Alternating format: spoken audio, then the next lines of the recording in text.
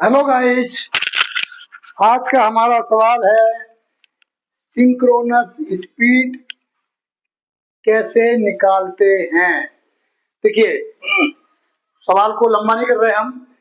Three phase induction motor का हमारा chapter चल रहा है, तो जो भी बातें हो रही हैं थ्री फेज इंडक्शन मोटर की हो रही हैं। ठीक है, तो थ्री फेज इंडक्शन मोटर में सिंक्रोनस स्पीड कैसे निकालते हैं ये आप लोगों को पता होगा।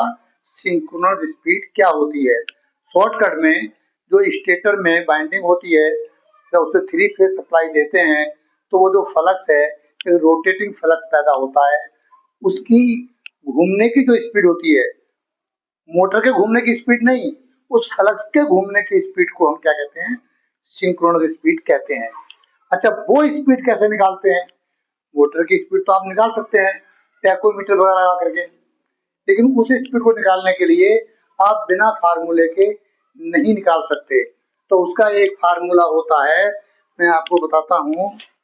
उसका फार्मूला होता है, हाँ एक बात और, हम क्या करते हैं कि सिंक्रोनस स्पीड, किसी भी मोटर की स्पीड को हम एन से इंडिकेट करते हैं।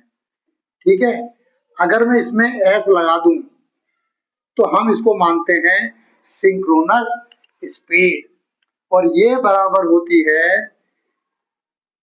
120 एफ अपॉन पी। ठीक है, और ये अब मैं आपको बता दूं कि 120 क्या है। वो आपको पता होगा कि जो हमारे थ्री फेज सप्लाई हम किसी इंडक्शन मोटर को देते हैं, तो वो तीनों फेज एक दूसरे से 120 इलेक्ट्रिकल डिग्री पर शिफ्ट होते हैं। इलेक्ट्रिकल डिग्री, ध्यान रखना, मैकेनिकल नहीं, इलेक्ट्रिकली। तो एक तो वो तो ये बोर्ड एंगल हो गया 120, एफ फ्रीक्वेंसी है, और ये जो पी है नंबर ऑफ पोल्स है। तो अब आपको पता लग रहा होगा, है ना, कि जो पोल के इनवर्सली प्रोपोर्शनल होती है स्पीड, सिंक्रोनस स्पीड। ठीक है, फ्रीक्वेंसी के बिल्कुल वो होती है, ठीक है, प्रोपोर्शनल होती है।